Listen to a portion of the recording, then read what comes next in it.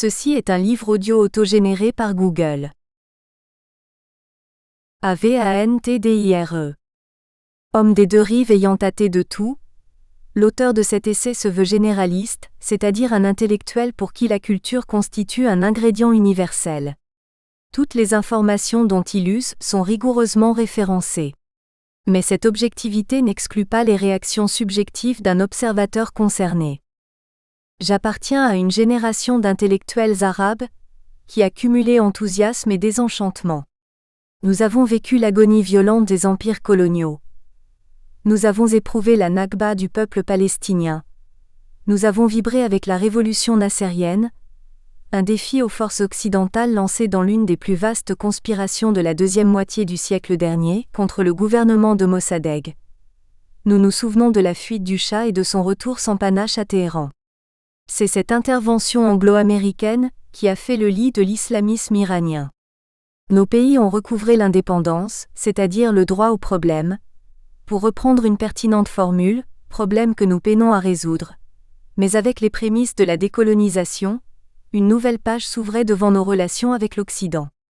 Parallèlement, l'hydre du néocolonialisme commençait à pointer du nez. Cependant, la guerre froide aidant, nous arrivions à surfer entre les deux blocs. Nous pouvions en plus compter sur un facteur important à nos yeux, la présence dans les pays partenaires de maîtres à penser capables d'infléchir une politique déviante. L'unilatéralisme nous a pris de court, à quoi s'ajoute ici et là la décrépitude du charisme en politique et la calamiteuse défaite des intellectuels. À l'heure où j'écris, le terrorisme islamiste atteint les sommets de l'horreur. Un nazisme bédouin, dira l'un. L'appellation a le mérite de faire référence à un certain Occident et au désert péninsulaire où l'esprit se reptilise. Quels sont les Frankenstein qui ont créé le monstre ? Toutes les investigations mènent à de sinistres laboratoires occidentaux à Londres, à Washington et accessoirement à Paris, hélas. Ces apprentis sorciers bénéficient du concours de sous-apprentis qui se recrutent dans la partie arabe, matériellement, la plus opulente et spirituellement la plus pauvre. Plus que jamais, face à la mondialisation du terrorisme, mon humanisme me rappelle cette citation de John Donne, 1572 à 1631, mise en exergue par Ernest Hemingway à son roman Pour qui sonne le glas. Nul homme n'est une île complète en soi même. La mort de tout homme me diminue parce que je suis solidaire du genre humain. Ainsi donc n'envoie jamais demander, pour qui sonne le glas ? Il sonne pour toi. Chapitre 1 Approche et reproche. Sous le signe de Zeus. Au-delà des intérêts communs, des alliances, du droit international, les relations euro-arabes sont peut-être les seules où la littérature et l'histoire se mêlent allègrement de géopolitique. L'auteur de cet essai, poète de son état, succombera donc à la tentation d'avoir recours à ses propres références. Au reste, ce texte se veut une suite à mon ouvrage, L'Occident d'une vie. Rive et dérive, en passant du rapport personnel à des connexions collectives, à l'Occident en général et à l'Europe en particulier. Dès le départ, il me saute à l'esprit l'idée que par la magie du verbe, toute allégation bien formulée accède au rang d'une semi-vérité. Ainsi d'Al-Numan b. al-Mundir, 582 à 609, la postérité a retenu ces vers. Vraie ou fausse la chose une fois énoncée. Par quel déni peut-on l'absoudre ou l'effacer ? Ceci me renvoie à un poème complexe, long de 96 vers, composé par Rudyard Kipling, 1885 à 1936, dans le contexte d'un empire britannique qui peine à fédérer son Extrême-Orient. Il n'en reste dans la mémoire de bien des générations que le premier vers, ressassé depuis lors comme parole d'évangile. L'Orient est l'Orient, l'Occident est l'Occident, et ces deux ne se rencontreront jamais. J'ai toujours lutté contre l'absolu de cette assertion d'autant qu'elle est nuancée par les vers 2,3 et 4.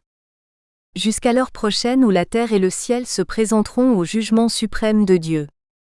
Mais il n'y a plus d'Orient ni d'Occident, ni de frontières, ni de race, ni de naissance. Quand deux hommes forts se tiennent face à face, même s'ils viennent des extrémités de la terre. Le poète croit en la rencontre des hommes au caractère bien trempé. Ce sont eux qui abolissent les frontières et transcendent les races. Cependant, avec et sans eux, l'Orient et l'Occident se sont depuis toujours rencontrés. Sur ma table de chevet, traîne un essai de l'historien Thierry Camus intitulé Orients-Occident, 25 siècles de guerre, PUF 2007. Cela va des guerres médiques jusqu'aux guerres d'Irak et d'Afghanistan, en passant par Alexandre le Grand, Rome et les Parthes, Attila, l'invasion musulmane, hongrois et mongole, les croisades, la reconquête de l'Espagne, turcs et russes aux portes de l'Europe, les conflits au Proche-Orient, etc. De quoi alimenter encore des siècles de rancœur et de velléité de revanche. Sur ce plan-là, au moins, l'Orient et l'Occident n'en finissent pas de se rencontrer, souvent pour le pire, quelquefois pour le meilleur. Engagé dans le dialogue des cultures, je ne voudrais penser qu'au meilleur, quitte à édulcorer l'incertain, l'ambigu. À quoi bon ruminer les noirs souvenirs, quand, à la faveur de la décolonisation, les promesses de coopération sont si alléchantes, l'aide au développement, le transfert technologique, la solidarité face aux dangers et menaces, le règlement équitable des conflits régionaux, conditions sine qua non pour nous consacrer entièrement à la lutte contre le sous-développement. Penser au meilleur ne se limite pas à la gestion de l'avenir. Le passé nous interpelle, non seulement pour éviter les erreurs et les horreurs d'autrefois, mais aussi pour identifier et entretenir les liens et affinités tissés à travers les âges entre nos rives. Des attaches qui plongent leurs racines dans la légende. Lors d'un voyage en Grèce, passant par Thèbes, la ville construite par Cadmos, venu chercher sa sœur Europe enlevée par Zeus, il me souvint d'un sonnet composé par un poète peu connu aujourd'hui, mais considéré en son temps comme le maître de ses pairs, Louis Bouilhet, 1822 à 1869, au surplus, grand ami de Flaubert. Quand sur le grand taureau tu fendais les flots. Vierge phénicienne, Europe toujours belle. La mer soumise aux dieux baisait ton pied rebelle. Le vent n'osait qu'à peine effleurer tes cheveux. Le tercet final, à rebours, confère à ce rapt une dimension prémonitoire. Mais tu suis à travers l'immensité sans borne. Pâle, et les bras crispés sur les reins de ses cornes. Ce taureau mugissant qu'on nomme l'avenir. Un avenir occidental conquérant qui, pour se déployer, avait besoin d'un exceptionnel apport extérieur. Un sang nouveau susceptible de remédier au tard de la consanguinité. Zeus, en tant que dieu, savait que l'enlèvement de la princesse phénicienne allait entraîner des réactions dont l'Olympe pouvait tirer profit. Agénor, roi de Phénicie et père d'Europe, ordonne à Cadmos, son fils, d'aller chercher sa sœur avec la consigne impérative de ne rentrer au royaume qu'après l'avoir récupérée. Cadmos, du trilitère QDM venir, signifie celui qui vient d'Orient, l'oriental pour ainsi dire. Il n'arrive pas au pays d'accueil, les mains vides. Pour obtenir l'adhésion des Grecs à sa cause, il leur offre son savoir et un présent somptueux, sans prix, l'alphabet. Grand constructeur, il fonde des villes dont Thèbes. La citadelle, l'acropole de la cité Cadmé-Cadméia, pérennise le nom de son prince. On sait que le personnage occupe une place prépondérante dans la mythologie. D'abord, Cadmos n'a pas rapatrié sa sœur qui a déjà donné son nom à tout un continent. De plus, il a lui-même essaimé en Grèce avec une lignée non dépourvue de prestige et de tragique. Oedipe fait partie de sa descendance. Enfin, de son nom dérive le terme académie. Le rapt d'Europe, on le sait, inspira bien des écrivains et artistes méditerranéens. Et la constellation du taureau y fait référence. Ma Carthago Phénicité est reconnaissante au pays de l'Olympe d'avoir tenu à perpétuer la légende en frappant sa pièce de 2 € à l'effigie de la princesse de Sidone. À elle seule, cette légende dit les liens matriciels et matrimoniaux ourdis entre l'Orient et l'Occident à travers les millénaires. L'Europe n'est plus ce qu'elle était. À l'heure où, à l'exemple du patriarche de Ferney, je dois cultiver mon jardin, il m'importe, avant de ranger mes carnets, de faire quelques rapides bilans. Je prendrai pour premier repère l'été de 1798, l'expédition d'Égypte. Bonaparte vint donc au Caire, de nouveau cœur battant du monde arabe, pour le tirer de sa longue somnolence. Ce conquérant à la mèche légendaire, y arrivait en « un Mahomet d'Occident », pour reprendre une expression de Victor Hugo. Jamais dans l'histoire, une expédition aussi courte dans le temps, 3 ans et dans l'espace, l'Égypte, n'eut d'aussi profond et durable prolongement dans le monde arabo-méditerranéen. Soudain, les Arabes s'aperçurent qu'ils étaient, selon leur propre expression, largement devancés par la caravane du progrès. Une grande question se posa alors à leurs élites. Comment rattraper ce retard ? 2 réponses étaient proposées. Pour les traditionalistes, il faut nous ressourcer en remontant jusqu'à notre âge d'or pour y puiser les conditions d'un décollage. Encore faudrait-il déterminer l'époque que l'on prendrait pour modèle, celle du 7e calife abbasside, le Mutazilaït al-Mamou ou celle du 10e calife l'orthodoxe Mutawakkil. Pour les modernisants, aucune solution répétitive n'est adéquate. Il faut obligatoirement suivre l'exemple de l'Occident, y aller pour apprendre. Grand admirateur de Napoléon et convaincu du fait que le monde arabe, pour reprendre la place qui était la sienne avant la décadence, doit impérativement s'inspirer du modèle européen, Muhammad Ali, 1769 à 1849, envoie en France, dès 1826, la première mission scolaire arabe, un groupe de 44 étudiants. Cette mission aura pour directeur et tuteur, un ancien de l'expédition de Bonaparte, Edmy François Jomard, membre de l'Institut et responsable de la publication de la fameuse description de l'Égypte. Le vice-roi prend soin de faire accompagner ses futurs cadres d'un jeune imam, Rifa'a al-Tatawi, 1801 à 1873, chargé de diriger leurs prières et de veiller sur leur fidélité à la tradition. C'est cet homme censé être là pour freiner toute velléité d'occidentalisation intempestive chez ses ouailles, qui, contrairement à toute attente, rapportent en Égypte d'abord, et par la suite, dans le reste du monde arabe, les premiers ferments de la modernité européenne. Le jeune imam est studieux. Curieux, rien n'échappe à son observation. Ses promenades dans Paris prennent l'allure d'une véritable investigation.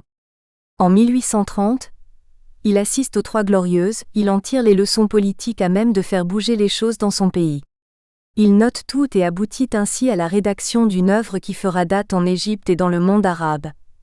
Taqi al-Ibri fi accent circonflexe Tolki Bari, un titre rimé à l'ancienne, jouant sur l'homonymie des vocables et qui signifie « purification de l'or » pour résumer Paris. Alouka traduit l'ouvrage sous un titre allégé, L'or de Paris, édition Sinbad, 1988.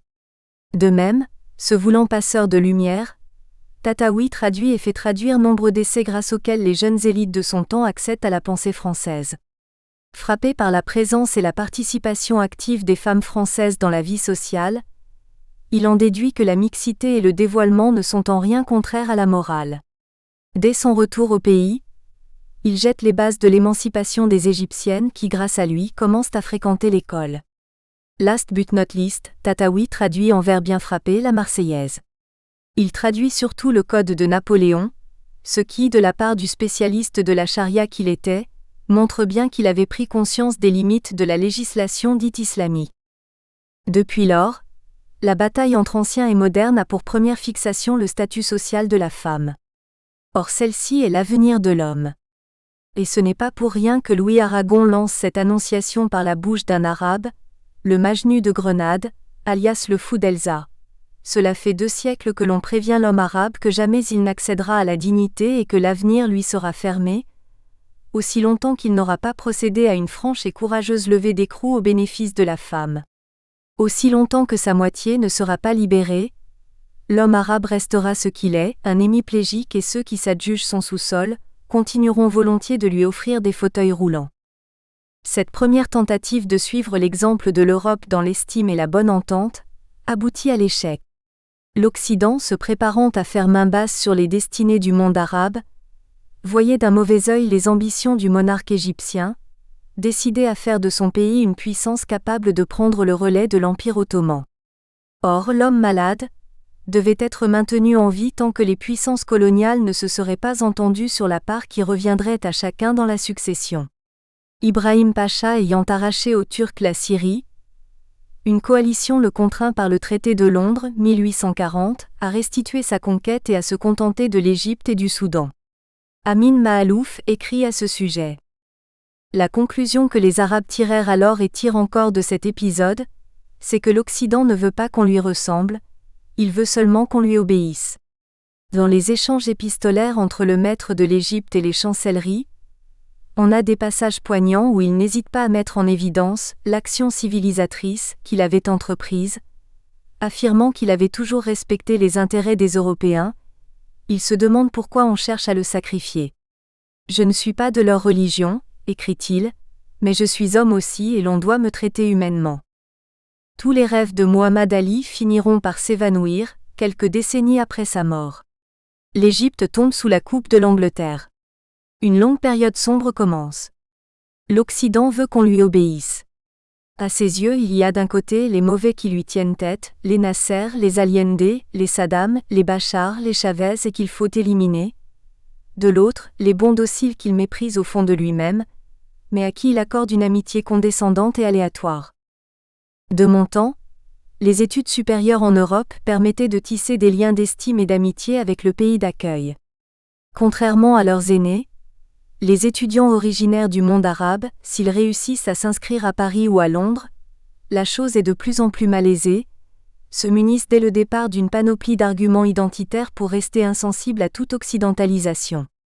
Ils rentrent bardés de diplômes, mais souvent incultes, analphabètes, hors de leur spécialité, et sans gagner pour leur pays respectif une once de sympathie. Mais l'Europe ne déçoit pas que les Arabes. Au soir de sa vie, un éminent historien, homme de dialogue s'il en fut, Jacques-Benoît Méchain, dresse son bilan dans une allocution prononcée à Paris en 1980. « Me voici parvenu à la fin de ma vie, dit-il en substance, et quand je me retourne sur le chemin parcouru, je m'aperçois qu'il n'y a aucune contradiction entre les deux parties de mon existence. La première, où je luttais pour la réconciliation avec l'Allemagne afin de rendre possible la construction de l'Europe, la seconde, où je luttais pour amitié franco-arabe, qui aurait dû dans mon esprit en être le complément. Malheureusement aujourd'hui je constate que, malgré un flot de belles paroles, nos dirigeants n'ont su nous créer qu'une Europe dérisoire. Il y a une Europe des porcs, des moutons, des harengs, des langoustines, mais on cherche en vain une Europe des Européens. J'entends par là un ensemble de populations où les méfiances et les rancœurs nationales auraient cédé la place à la conscience d'appartenir à une communauté de destin. Quant au monde arabe, il s'en va à la dérive plus que jamais déchiré par des querelles intestines. C'est pourquoi l'avenir de notre pays est si gravement menacé. Déjà, les choses ont empiré depuis. L'Europe a mal à son histoire. De cet Orient qui perd le Nord et de ce Nord. Désorienté, j'écris ce 20 journal de bord. Je viens d'un pays carrefour entre l'Orient et l'Occident. J'ai assumé diverses responsabilités dans les domaines de l'éducation, de la culture et de la communication. De par mes fonctions, j'ai eu la chance d'avoir été en contact tout à la fois avec le monde arabe et l'Europe. Il s'est affermi en moi une vocation que je partageais avec bien d'autres, celle de passeur entre les deux rives. L'intelligentsia arabe a suivi la construction de l'Union européenne avec autant d'espoir que d'appréhension. L'espoir d'une meilleure compréhension de nos difficultés et la crainte de voir l'Europe tourner le dos à sa dimension méditerranéenne au profit d'une orientation hasardeuse côté Est et outre-Atlantique. Me vient à l'esprit la pertinente mise en garde lancée par Edgar Pisani, 1918 à 2016. L'Europe est en train de commettre un crime contre elle-même en privilégiant son nord par rapport à son sud. Parce que le destin de l'Europe sera commandé par son sud. Entretien Chaîne Histoire en 2001. Vue du sud, l'Europe se forme en se fermant, s'élargit en s'étriquant. La raison en est qu'elle se perçoit comme une géographie jalouse de ses confins et contours. Or, le monde arabe a toujours surdimensionné l'Europe. Il la voit avec et dans ses prolongements périphériques, comme une étoile dont on ne peut gommer le champ lumineux. L'évolution étant ce qu'elle est, l'Europe des Lumières, en dépit et peut-être à cause de ses formidables progrès technologiques, serait de plus en plus en décalage avec l'humanisme qui avait contribué à fonder sa modernité.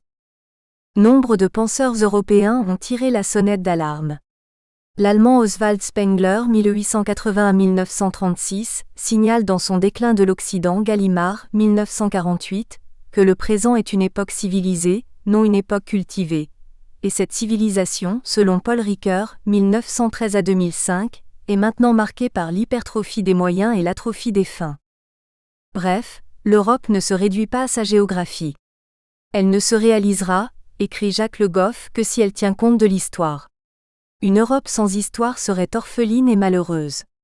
Je me sens citoyen à part entière de l'Europe historique. Nous nous sommes frottés jusqu'au sang, notre proximité est cutanée. Il en est résulté une sorte d'affrèrement.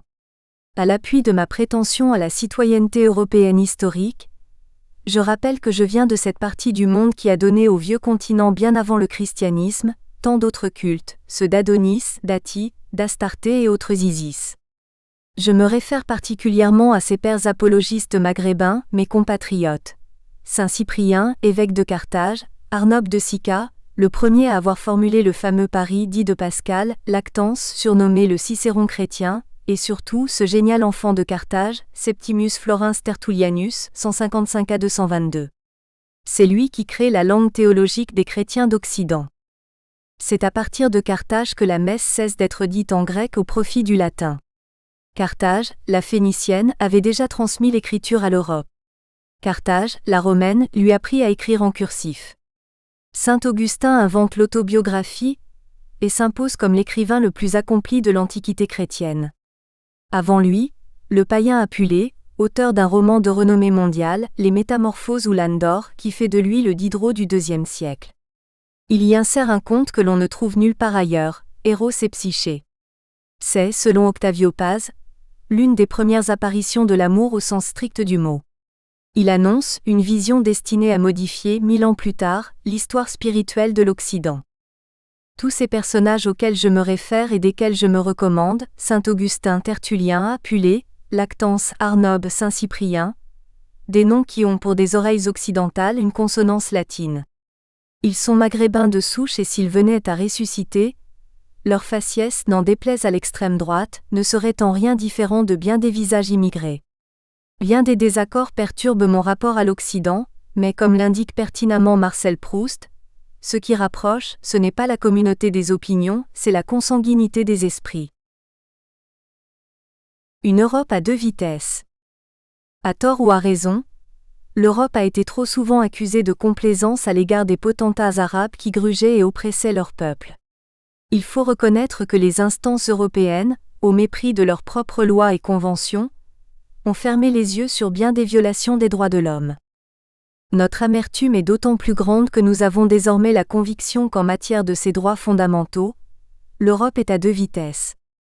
Lorsque le terrorisme frappe un pays occidental, son émoi est à son comble. S'il frappe ailleurs, ce n'est qu'un fait divers. Au Soudan des années 80, émerge le fondamentaliste doucereux, Hassan Tourabi 1932 à 2016, qui aidera l'Algérie à accoucher du fils et, en exécution d'un marché, livrera Carlos à Charles Pasqua, alors ministre de l'Intérieur. À l'époque, Tourabi, l'homme au sourire nul et non avenu, était encore fréquentable. S'acoquinant avec lui, le général Nyumeiri troque son assérisme contre la charia. Celle-ci lui ouvre une ligne de crédit wahhabite, qui faisait dangereusement défaut à ses finances. Dans sa ferveur de néophyte, il fit couper des centaines de mains voleuses ou soupçonnées de vol et pendre publiquement dans la stupéfaction du monde arabe et l'indifférence occidentale, un homme âgé de plus de 70 ans, Mahmoud Mohammad Taha, 1909 à 1985, un sage que l'on appelait le Gandhi de l'Afrique. Son crime ? Il avait déclaré la charia telle qu'elle était appliquée contraire à l'esprit de l'islam. C'était le 18 janvier 1985. Le monde libre ferma les yeux sur ce crime odieux, pour ne pas gêner un ami de fraîche date, et qui venait juste de collaborer avec les services israéliens et la CIA, dans l'opération Moïse, impliquant le transfert de 8000 falachas en Israël. Le régime de Nyumeiri n'en était pas à son premier assassinat judiciaire. L'un des intellectuels de gauche les plus brillants de toute l'Arabité, Abd al-Khalik Majoub, 1927 à 1971, accusé sans preuve aucune d'avoir trempé dans une tentative de coup d'État, a été pendu à la satisfaction des États-Unis et des théocraties du Golfe. Le supplicié était le secrétaire général du Parti communiste soudanais. Jacques Berck notera : quand cet homme courageux marche à la mort, quelles que fussent les idéologies en cause, c'est une perte anthropologique qu'éprouve le monde arabe. Car bien que n'ayant jamais, en tant que tel, accédé au pouvoir, le marxisme y agit plus comme pédagogie de l'intelligentsia et des masses que comme mouvement politique. Bien des intellectuels arabes ont été assassinés, sous les yeux de l'Europe, par ceux avec qui elle fait des affaires. Parmi les plus belles plumes d'Algérie, des dizaines de journalistes ont été sacrifiés. Laissons-les reposer en paix. Occupons-nous des vivants. Rachid Boujedra vient d'être, une fois de plus, condamné à mort par des islamistes dits modérés. Il se déplace aujourd'hui, déguisé, armé d'un revolver et muni d'une capsule de cyanure. C'est à bon escient que l'Occident juge avec partialité. Un ancien diplomate, Robert Cooper, conseiller et âme damnée de Tony Blair et nouveau théoricien de l'impérialisme libéral, écrivait dans son essai « The Postmodern State and World Order », Londres 1996 page 42, « Il faut accepter l'idée de 2 poids, 2 mesures, ce qui a été interprété comme suit : nous punirons les crimes de nos ennemis et récompenserons ceux de nos amis. » Leurs amis. On ne peut les féliciter pour la qualité de leur fréquentation dans le monde arabe. Mais leur choix procède plus d'une visée que d'une vision. Les forces néo-coloniales sont effrayées par la volonté des pays nouvellement affranchis à rattraper le retard en suivant l'exemple occidental. Or, il s'avère que l'Occident n'aime pas qu'on lui emboîte le pas. Pour Maxime Rodinson, on semble tout faire pour accentuer la dégénérescence des pays orientaux. Leur redressement, leur modernisation éventuelle, affirme-t-il, ne suscite aucun enthousiasme. Ils risqueraient d'y perdre cette touche d'exotisme qui fait leur charme. Les politiques coloniaux s'alliaient le plus souvent aux conservateurs indigènes et traitaient, ajoute-t-il, les intellectuels nationalistes, qu'ils soient réformateurs ou révolutionnaires, socialisants ou non, de pâles imitateurs de l'Europe, poussés par des idées abstraites et mal comprises, à détruire leur propre patrimoine. Ces mantes bédouines surmontées de coiffes aux cordelettes que d'aucuns appellent souvent double zéro, ou parfois préservatifs contre l'intelligence, agrémentent les Champs-Élysées et Regent Street. Pour ce qui est de la touche exotique, l'Occident est bien servi. Les laïcs arabes accusent. À la fois révulsés et fascinés, l'Europe comptabilise les victoires de l'islamisme sur le nationalisme laïcisant de type nassérien, un nationalisme qui en son temps a donné du fil à retordre à l'Occident. Aligné sur l'imbécile et tendancieuse lecture américaine des événements, c'est de guerre lasse que l'Europe admet l'émergence de l'islam politique comme un fait accompli. Ce faisant, elle se ment à elle-même et abandonne pratiquement l'intelligentsia arabe pro-occidentale à son sort. Mieux encore, elle se met à leur vendre l'islamisme modéré, prétendument compatible avec la démocratie. Opportunisme ou cynisme ? Pour beaucoup, l'Europe semble faire en sorte que les Arabes s'empêtrent davantage dans leur stérilisante religiosité, pour mieux les commander. Mais elle se trompe, car elle n'a du Moyen-Orient, comme le regrette Jean-Pierre Chevènement, qu'une vision de BD ? Pour autant, les analystes des services européens ne sont pas dupes.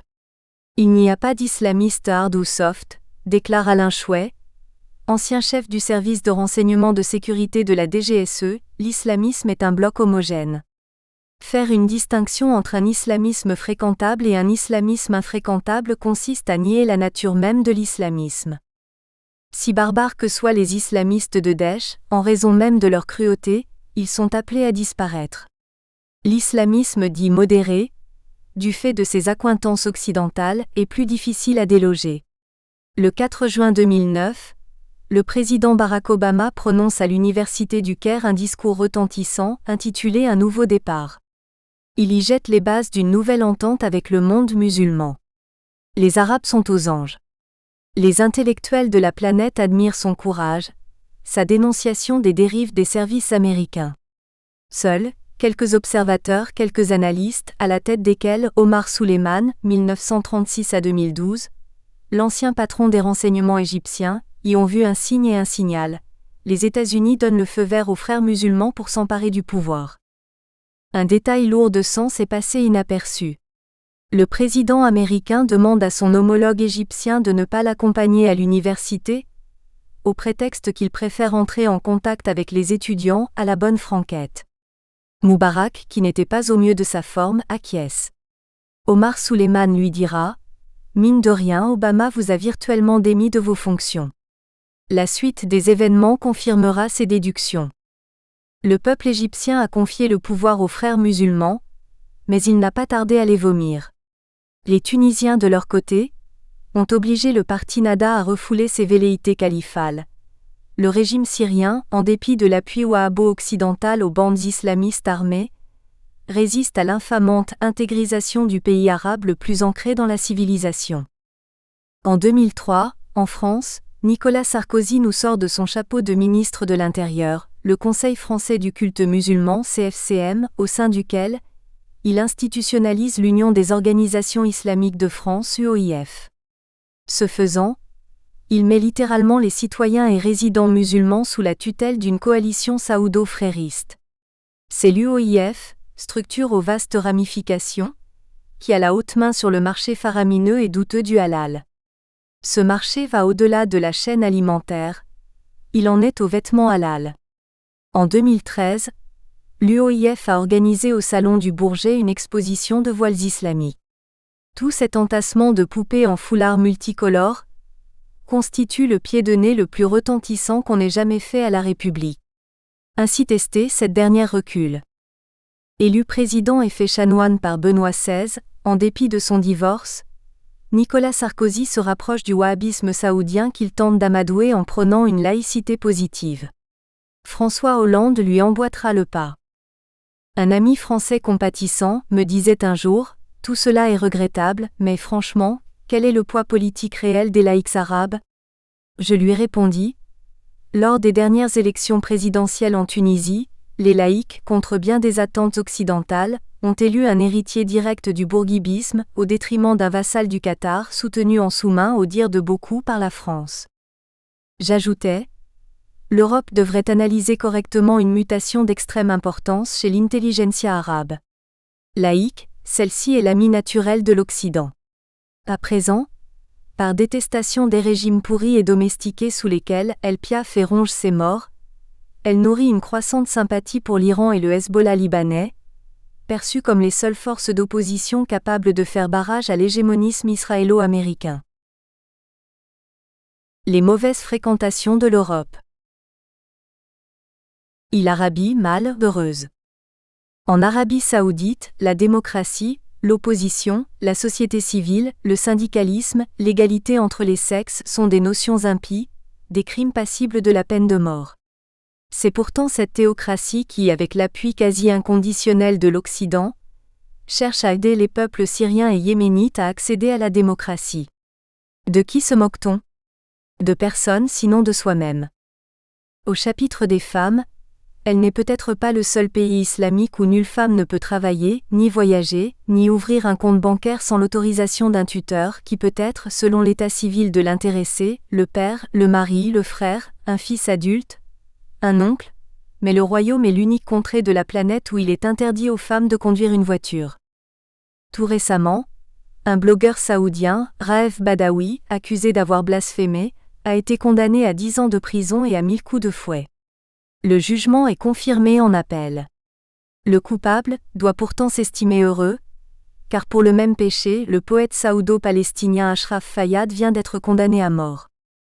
Un jeune Saoudien âgé de 17 ans, au moment des faits, est condamné à mort pour avoir participé à une manifestation.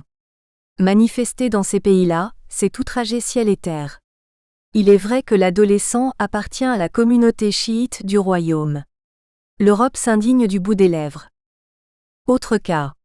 Pour avoir appelé, dans une émission d'une chaîne TV du Golfe, à l'instauration d'une monarchie constitutionnelle et à mettre un bémol au harcèlement de la police religieuse, un écrivain saoudien, Zouher Koutbi a été condamné à 4 ans de prison et à une amende de l'équivalent de 27 000 $ avec interdiction de quitter le territoire pendant 5 ans.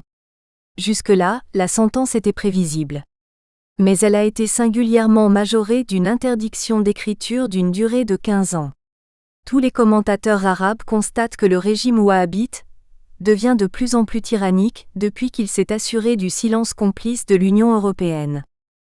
Mohamed Ben Nayef, prince héritier et ministre saoudien de l'Intérieur, est en charge d'étouffer chez les sujets du royaume toute velléité de franchir les frontières du Moyen-Âge local. Le 4 mars 2016, il est reçu par le président Hollande qui le décore de la Légion d'honneur. Pourquoi pas du mérite national aussi, du moment où en ces temps de crise, des contrats d'armement juteux sont signés avec la dite monarchie obscurantiste. Il convient désormais d'inclure d'autres acceptions dans le terme de corruption. Nous espérons que vous avez apprécié cet aperçu. Pour continuer à écouter ce livre audio sur Google Play Livres, utilisez le lien dans la description de la vidéo.